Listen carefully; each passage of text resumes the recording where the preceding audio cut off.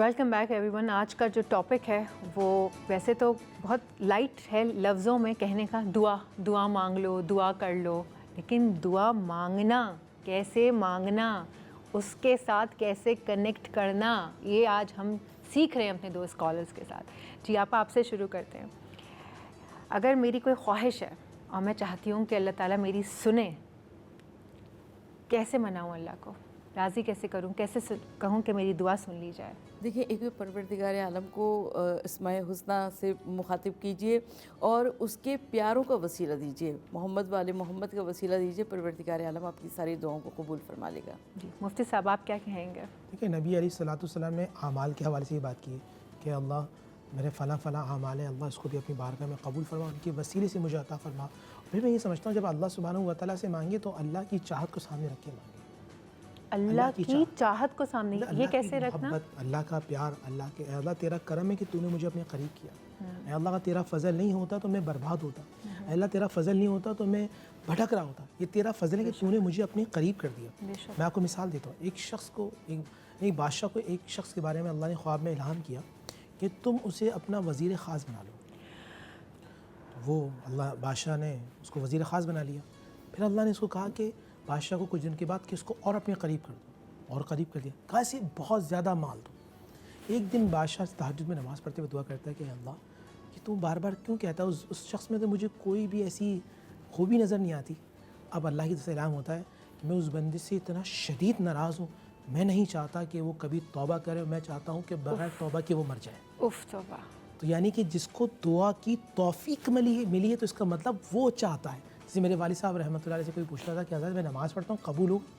میرا والد صاحب کہتے تھے بیٹے تجھے اپنے سامنے کھڑا کر دیا اس نے، اس کا مطلب وہ چاہتا ہے کہ جب آپ کو دعا مانگنے کی توفیق دے دی اس کا مطلب وہ چاہتا ہے میں تو مانگتا چلے جا، میں تجھے عطا کرتا ہوں. دیکھیں ہماری کیا ہے معاملہ، ہم خطا پر خطا کرتے ہیں اور وہ عطا پر عطا کرتا ہے. ہم خطاؤں پر خطا کر رہے ہیں، وہ عطاؤں پر عطا کر رہا ہے. اور وہ ہم سے اتنی محبت کرتا ہے، کبھی ہمارے دل میں صرف خیال آتا ہے وہ عطا کر دیتا ہے.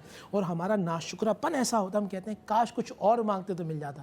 ہمیں تو سجدہ شکر ادا کرنا چاہیے تھا. پروردگار ابھی زبان پہ لفظ آیا نہیں ہے اور پہلے عطا کر دیا. کیسے مانگیں؟ کتنی عطا، غفور رحیم مالک. ہمارے کتنے گناہ ہیں. اب دیکھیں میرے گناہ آپ کے سامنے آ جائیں، آپ کے گناہ میرے سامنے آ جائیں، نفرت ہو جائے، مگر سارے گناہوں کے باوجود اس نے پردہ ڈال کے رکھا ہے. خاک مجھ میں کمال رکھا ہے، میرے عیبوں پہ ڈال کر پردہ مجھ کو اچھوں میں ڈال رکھا ہے. یہ کیا کرم نوازی کم ہے؟ تو ہمیں تو اس کا شکر ادا، ہر سانس میں ہر وقت اس کو پکارتے رہیں کہ تیرا کرم ہے. ہم تو بالکل شکر ادا نہیں کرتے. مفتی صاحب جب میں نے شکر ادا کرنے کی فضیلت جانی کہ آپ جب آنکھ کھول کے آپ کے سامنے یا آپ رنگ دیکھ پا رہے ہیں تو آپ اللہ کا شکر ادا کریں. آپ سانس لے پا رہے ہیں، آپ اللہ کا شکر ادا کریں. آپ کی آنکھ کھلی، آپ چھت کے نیچے ہیں، اللہ کا شکر ادا کریں. آپ ایک اچھے خاندان سے ہیں، آپ اللہ کا شکر ادا کریں. ہر سانس میں اللہ کا شکر ادا کرنا چاہیے.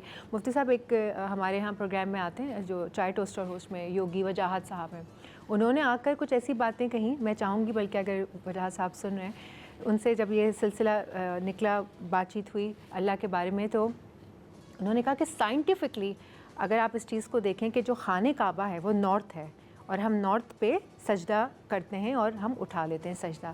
تو یہ جو سجدہ کرتے ہیں کیونکہ وہ مین پوائنٹ ہے نارتھ، پوری ارتھ کا سینٹر پوائنٹ ہے خانہ کعبہ، وہ نارتھ کی طرف ہے.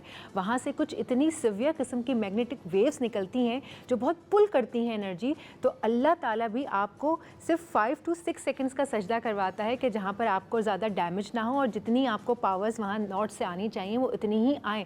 مطلب اگر آپ اس کو سائنٹیفکلی دیکھیں تو بھی اللہ نے کس حد تک میتھمیٹکس اس کی رکھی ہوئی ہے کہ ان کو پتہ ہے کہ بس 5 سجدہ اتنا ہی ہوتا ہے نا، سبحان رب الاعلیٰ سبحان رب الاعلیٰ سبحان رب الاعلیٰ. 6 سیکنڈ 7 سیکنڈ آپ اپنا سر اٹھا لیتے ہیں.